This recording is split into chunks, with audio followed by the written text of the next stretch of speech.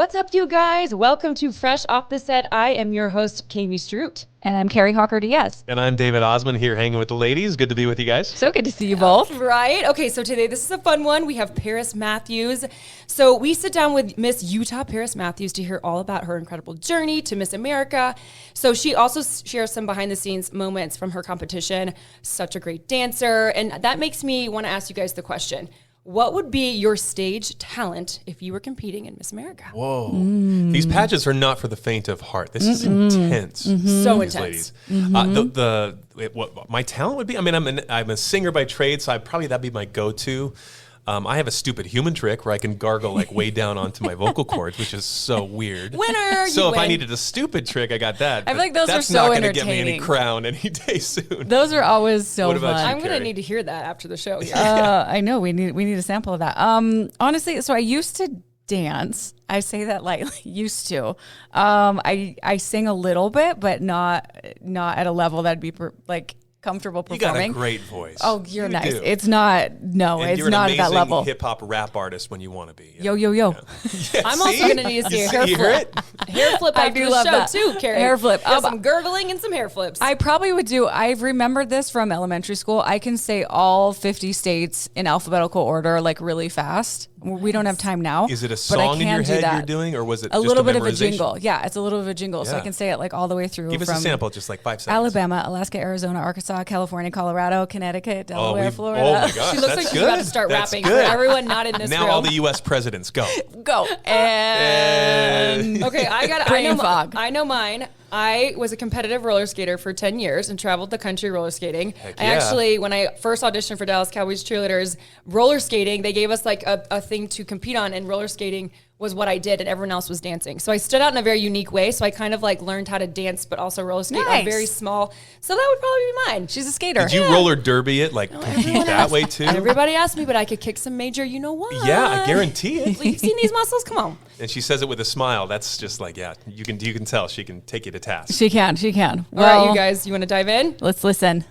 I am so thrilled right now. I am sitting down with Paris Matthews, Miss Utah. She's been on our show before, but we had a little more time on the podcast to chat with you. It's great to see you. It's so nice to see you again. I'm so happy to be back. Oh my gosh, it's good to have you back. Okay, I have to ask you, as Miss Utah, how did you, I'm sure you get all this question all the time, but how did you prepare for the Miss America pageant? You've competed in so many pageants, but how did you prepare for that next one?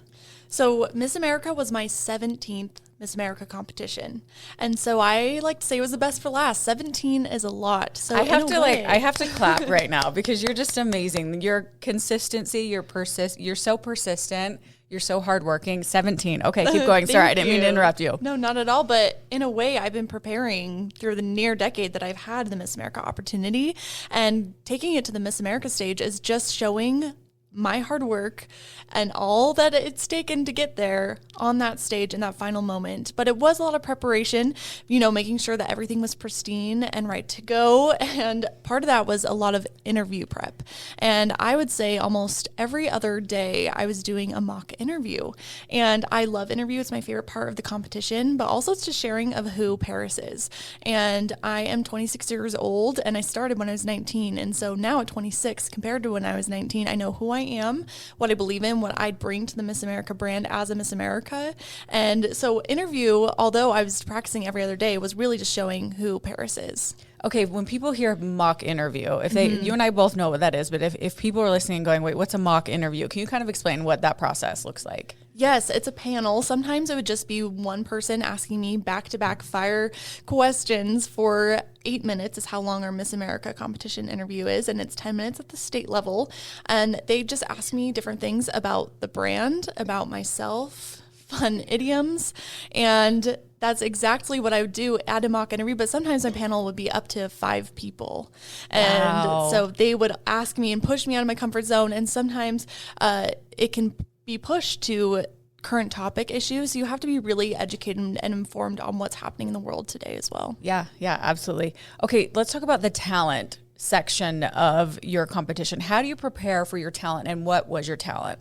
I always joke that I am a retired dancer because Same girl, same. I've been competing in dance since I was 3 years old, and my mom had dance mom in her bio, and even when I was 20 years old. And so it was a huge part of my life. For many years, I was on drill team in high school, and that's what I did 40 hours a week as a little girl, was dancing.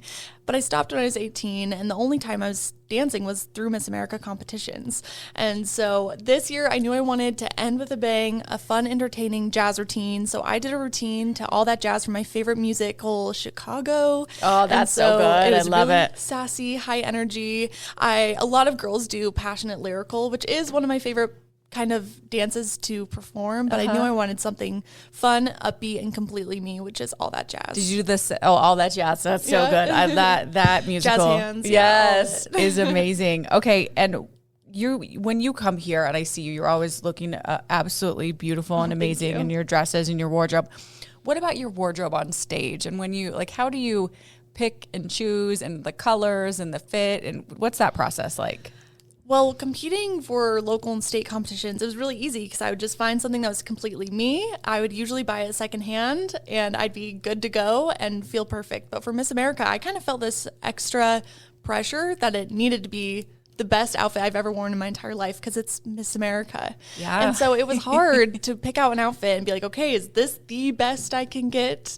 But you just have to go with your gut, make a decision, and keep going with it. But I got to fly to New York City and design my evening gown with the head designer of Giovanni. Wow. Yeah, from scratch. So my gown design is completely what I made. It's a green velvet ball gown. Custom to you. Custom made. And it's everything I ever dreamed. And I never thought I'd be wearing a ball gown on the Miss America stage. A lot of girls do more form-fitting. That's true. I didn't think about that. And so I really just wanted to wear something that was exactly me. And I kind of looked like a holiday Barbie in it. But that was really exciting. And it's hard to have those thoughts of, is this the best I can do? Should I pick something different? And even throughout the week of Miss America, I tried on an outfit, went downstairs for an event, and I was like, this isn't right. And I went upstairs and changed again. But it's okay because my outfit and the way I look is the least interesting part about me. And that's not really what they're paying attention to in the Miss America program. It's how I present myself and getting to know me as Paris. So I love style. I love fashion. But at the end of the day, it's not that deep. A little piece of it. Just a little piece of it. I like that outlook. Okay, so going back to talking about the questions, how you prepare for interviews and everything, do you know ahead of time? Do they give you like a category? Do they give you a heads up of what you will be asked? Do you have any idea? Not at all. And that was the unique part about my Miss America interview is I stepped into that room and it was differently worded questions than I'd ever had before. And like I mentioned, I've done 16 other pageant interviews and countless mock interviews. So I've probably done hundreds and hundreds of Miss America type interview questions. And this was just different than ever before. And our panel for Miss America, it was a lot of CEOs, a lot of COOs. And so it was more of those businessy questions. A lot of business. If you had $6 million, what would you do with it? Oh. And they kind of just want to see where you're going to take that answer. Where in my mock interviews, it was more of based about what I've done service-wise and how that ties into Miss America and the brand. So they don't tell you it all beforehand. You have to be prepared for anything and everything. Does that make you nervous? Does that make you, are you kind of like, you know what? I've prepared for this. I'm going to give it my best, and that's really all I can do. When I was younger, it would make me very nervous, especially with controversial topics. And our interviews used to be a lot more political, and I was uninformed. And so, of course, I was nervous because I didn't know how to answer questions. But now I am more educated and I am informed about most topics, and I know where I stand. And so I don't get nervous because I know exactly how I feel and how I'm going to answer it. Of course, I still will answer a question, even if it's really easy, and be like, oh, I should maybe use some different verbiage. I could have told this story. I could have wrapped that up faster. That's but good. We're human. That's just part of being human. Exactly. And they're not looking for somebody that was perfect. Right. And so it's okay at the end of the day. Absolutely. Absolutely. Okay. Is there anything else that helps you prepare for something like Miss America? my everyday interactions and events that I do as Miss Utah, but also as Paris, really prepare me for my week of Miss America and my interview at Miss America. My community service initiative is the Power of Play, advocating for hospitalized children. So I talk a lot about children and hospitalization, but as Miss Utah, I've actually continued working at Primary Children's in the emergency department as a certified child life specialist. And so those interactions that I was having was preparing me for Miss America and my Miss America interview, because I can share how play impacts these children that I see every day at the hospital. Yeah. Okay. Oh, that's a good point. Okay. Once you get to the pageant, Paris, what do the days look like? Can you walk us through your experience day by day? How many days are we looking at? A week, 2 weeks? What does it look like? I was there for 11 days. Oh my goodness. Wow. Longest 11 days ever. But Wait, and also, where is it again? We flew to Orlando, Florida, and we stayed at the Lois Sapphire Resort, which is right on the Universal property.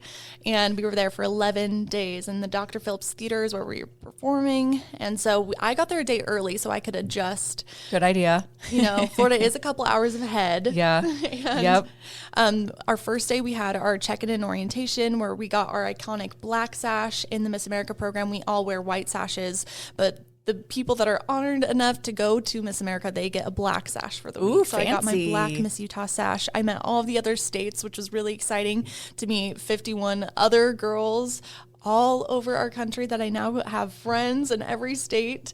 And after check-in, we have our next day, which is our production rehearsal and interviews and photo shoots.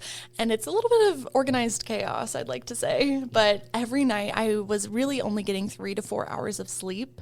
Oh my gosh, Paris, that's not enough, because you got to be, that's okay. Wow. 3 to 4 hours. All right. Yes. And then you have to be in full hair and makeup, on your A game.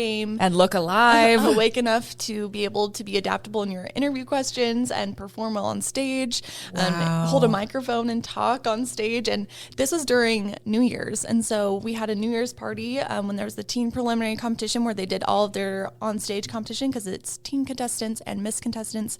And then we had a New Year's party. And of course, New Year's starts at midnight. Yep. And then we had to wake up the next day for the my Miss gosh. preliminary competition. But we had a lot of fun events in between. We were able to go to Universal where we actually got rained out. It poured rain the entire day. And the lines were crazy because it was New Year's. But it was some great memories, really exciting. We had the Little Sisters Tea Party where I had a little sister from Utah come to Florida. Oh, cute. And we were able to make Build-A-Bears and just really fun events throughout the week.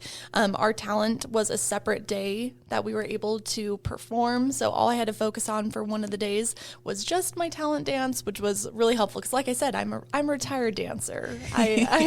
This is my grand finale of dancing. My body's ready to stop.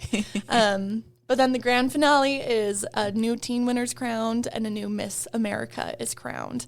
And that was such an exciting night. And I'm so happy for our current Miss America, Abby Stockard, who comes from the great state of Alabama. And she is amazing. I'm just so excited for her. But it was a very, very, very exhausting week. They keep you busy. Very busy. Wow. Okay. What about the night before? So you have already filmed the talent portion. The night before. Can you sleep because of I'm sure 11 days of that you might be just totally exhausted, but what's going through your mind the night before, and how much sleep did you get the night before? So I competed for the judges on a preliminary night, my talent night, and finals night. Okay. So before preliminary night, when I knew guaranteed I was going to be performing, I felt really excited because it's been my dream come true to go to Miss America. It's still kind of weird that I won Miss Utah. I think about it all the time, and it still doesn't feel real, even though it's been many, many months. So I was just excited and honored to be there, and I actually was quite tearful in a happy way the entire week, and especially the night before and when I was on stage. I just kept crying and crying and crying. It might be because of the lack of sleep, but also because I was just so honored to be there. And for finals, I just felt immense peace because I knew that life was going to take me where it needed to be, whether that was competing on finals, winning Miss America, or continuing to be Miss Utah. I knew that the outcome is exactly what was meant to happen, and I had performed my best. So it was just excitement and peace. I didn't really feel too many nerves, but the night before, I definitely went to sleep at about 2 or 3 a.m. Wow. And then you had to be up at what time? We would have to be at the bus by like 7:38, and so Okay. if you're thinking you need to do your hair and makeup, that takes a gotta minute. shower. Yeah, and pageant hair and makeup takes even longer. So it was a long process, but a few hours of sleep. I bet you're so glad you did it though. Yes, so Absolutely. happy. Is there a takeaway that you can talk about that maybe just a couple from competing in the Miss America pageant? It really made me realize how important adaptability is. And I already knew this, and you have to be that way as a title holder, both local and state, but also in your personal life. Things are never going to go as planned. There's always going to be mix-ups. There's always going to be roadblocks. And being adaptable is what's going to make your experience still positive despite those roadblocks. And so being adaptable is essential, but also being gracious. And I think that's why I had such a positive experience, and it was the best week of my life, and my dream come true the entire week was because I was so grateful to be there, and I understood that this was an opportunity that in 100 years of the Miss America program, only 5,000 women have ever been able to step on that stage. Wow, that's perspective. And so having this gratitude lens has really made this experience and my year as Miss Utah so special, because I know it's many little girls' dreams, but it doesn't always come true for everybody. So gratitude for sure. That's a really amazing outlook. That's a really, really good one. And I know most importantly to you are like the people and the friendships and the bonding. And you know, were there any friendships that you that came together during the pageant? And then also, I know you spent some time with new Miss America Abby. Yes. So I'll start with my relationship with Abby. She was in Utah in October and reached out to get coffee. And of course, the one day that she could connect was on Halloween. And I really wanted to do an event on Halloween with Primary Children's Hospital. And I said, I can't do coffee, but I can go to the hospital, and you're allowed to come with me if you want to do an event together, and we can do some service and make an impact together as title holders. So Abby and I went to Primary Children's Lehigh, and we passed out Halloween costumes with the Child Life Department in our crowns and sashes. And my teen Kira was also with us, and we were able just to make a hospital stay on a holiday a little bit easier for some of these kids. So I got to know Abby then, because she comes to Utah a lot because her boyfriend is actually Walker Kessler, who's part of the Utah Jazz. So he's going to be, and he's here. She can come in and out of the Yes. state. So she'll be here. Yeah. She'll be here. She said she's excited to come back to Utah, and I'm excited to do more events with her as Miss America, but also just connect with Abby. She's a great person, and her initiative is about cystic fibrosis. So also closely linked to my initiative, the Power of Play and advocating for hospitalized children. So I'm so excited for her. I was able to meet Walker at Miss America, which is so excited because we hadn't been able to connect in Utah yet. But he's awesome. But with other relationships that I've gained through my week at Miss America, I'm already going out of state 2 different times because of relationships I've built during that week. Miss Rhode Island, Miss Vermont, and Miss Alaska are my besties. And they're all kind of random states. Yeah. We're all scattered different places, but I already have a trip. Next month, I'm going to DC with Miss Rhode Island. Fun. We're going to be advocating for childhood cancer on Capitol Hill and lobbying. Thank you for doing that. Thank you. I'm so excited. It's going to be a dream come true. That was one of my main goals as Miss Utah, was go to Capitol Hill and lobby. So her connection was allowed me to make that happen. And then I'm also going to be going to Rhode Island for her fashion show. Her initiative is about childhood cancer, which is also closely linked to my initiative.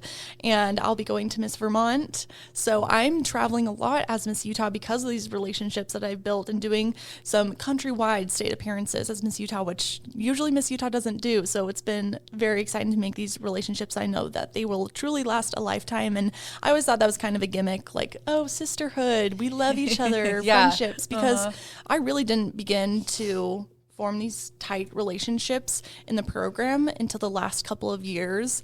It took me a while to really open up to that idea, and I'm so glad I did, because I have gained so many lifelong friendships in the past few years because of it. That's really special how you turned that like potential coffee date into like, oh, let's go do this. Let's go do some service together, and turn it into something even more amazing with Yes. Abby. So that's really special. Okay, now that the pageant is over, let's talk about what's next. Miss Utah's coming up in June. What advice do you have for women who will be competing? I know that we could probably take a full 24 hours talking about this, but is there a couple things, just some advice you would have?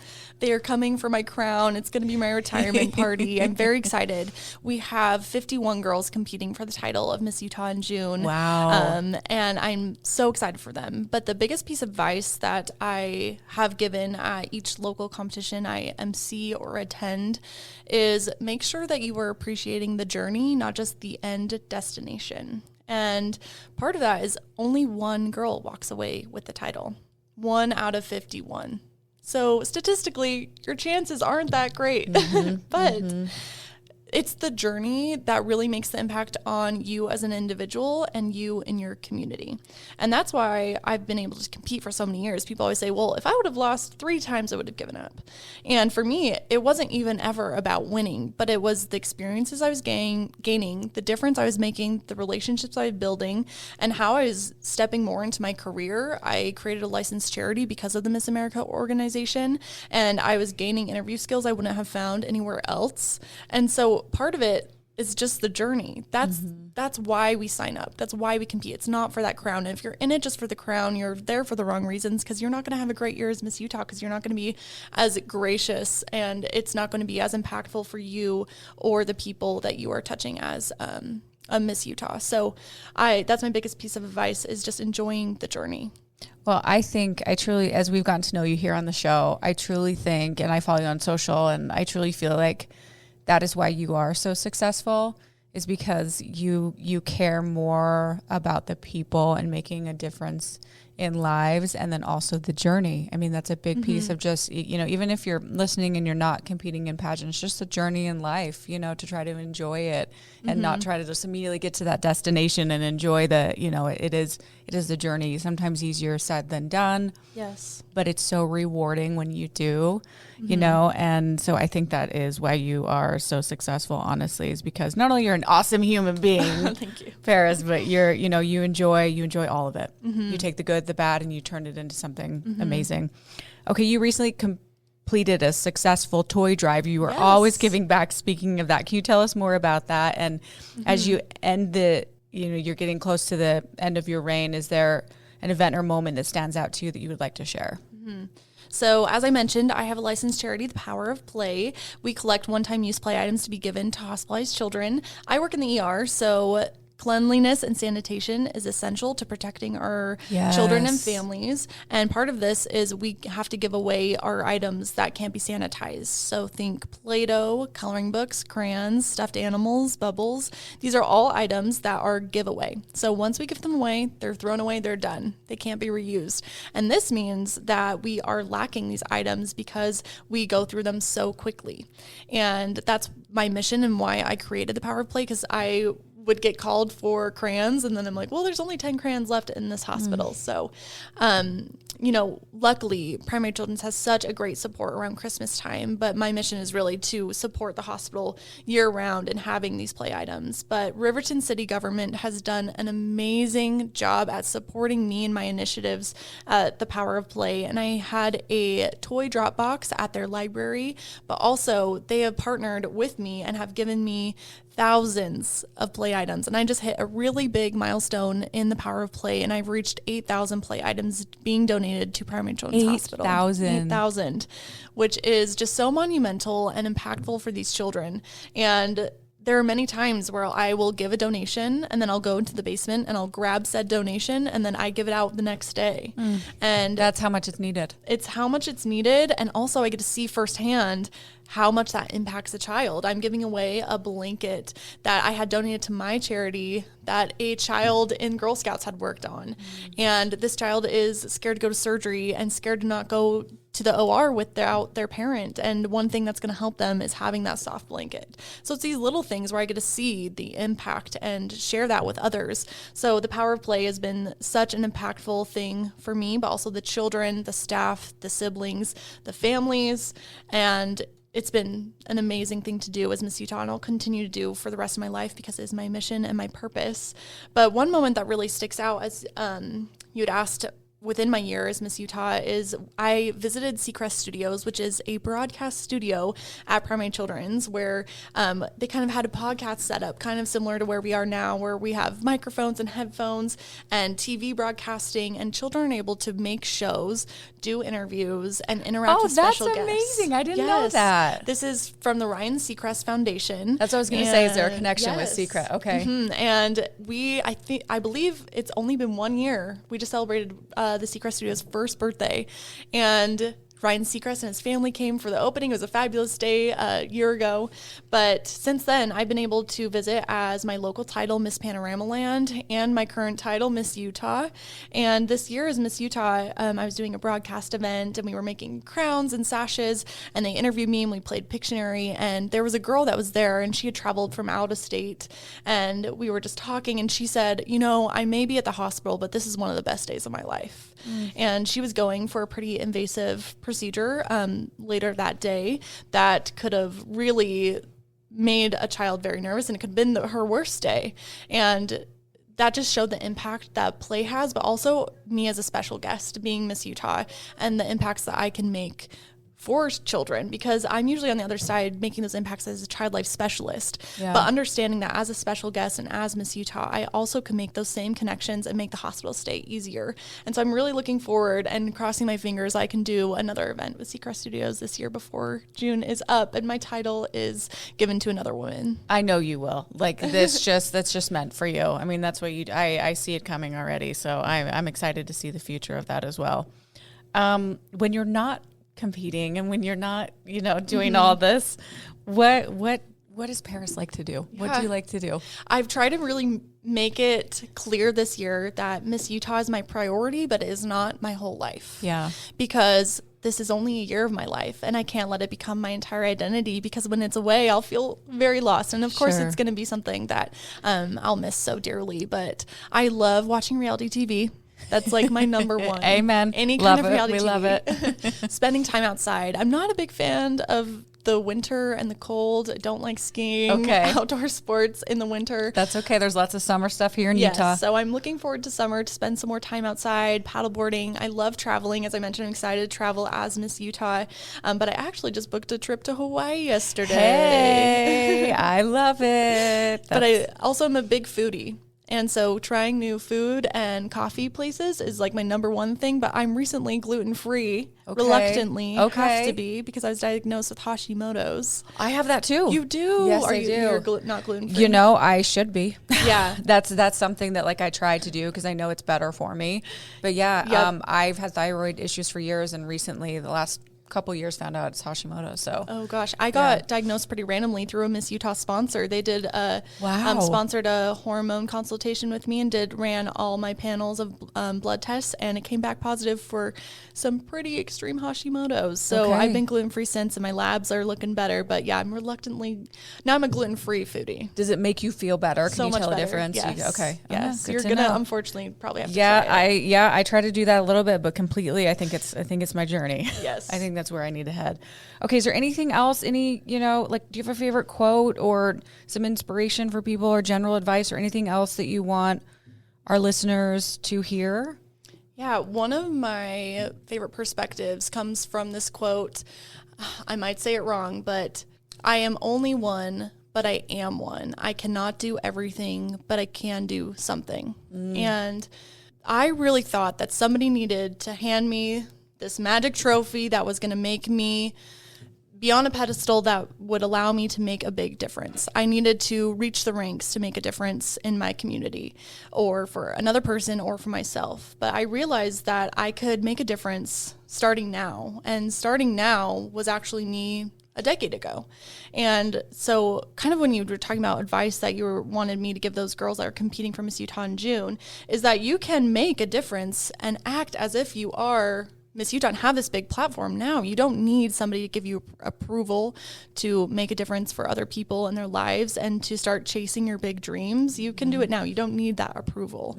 And so that's my biggest kind of mantra for the year and for my past decade is you can make that difference now. Even though you're just one person, you are one person. You're so inspirational, Paris. You really are. I really appreciate you sitting down with me and chatting with me and just sharing your experiences. Thank you. You know, thank you so much. I know people listening appreciate it too. And to get to know you a little better, we're going to do our quick fresh 5. I love it. Are you ready? Now, she has Yes. no idea what these questions are. I'm just going to say them off the top of my head. Okay, you ready? Yes. Okay. Taco or burrito if they're gluten-free? Taco. Okay, love it. Corn tortillas, they're gluten-free. I can have tacos. There you go, girl. There you go. Okay, cat or dog? Dog all the way. Okay. We kind of already know this about you, but I'll throw in the 4 seasons. You said you like winter. So are you summer, spring? We know you're not winter. Or are you autumn? Do you like fall? I'm a spring girl. I have a May birthday, and Okay. spring will always be the best. Spring all the way. Yes. Okay. You are on a plane other than Hawaii, which is where you're headed in a little bit. Where are you going? Like, what's a dream? Hawaii is a dream as well, but is there, if you're on a plane, you're not going to Hawaii, where else are you going?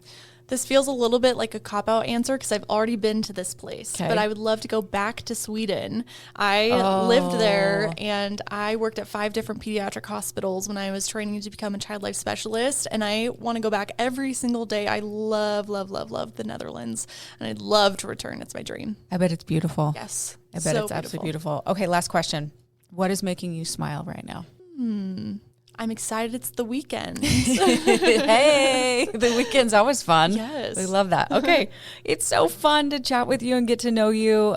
We love having you on the show. To get you on the podcast is amazing. To get a little bit longer with you. If we want to follow your journey, where can we follow you, Paris? Where's the best place to do that? Yes, you can find me on Instagram at Miss America UT. There's also Instagram MissUtah.org. You can go to missutah.org and find more information about the Miss Utah opportunity. I encourage any woman who's eligible, ages 17 to 27, to sign up. It completely changed my life, and I never thought I'd be Miss Utah, and here I am.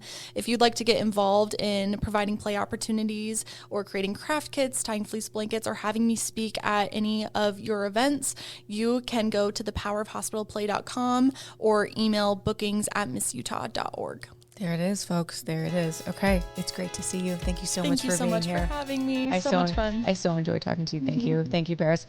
And thank you for listening to another episode of Fresh Off the Set. Please rate, review, and subscribe. And we will see you next week.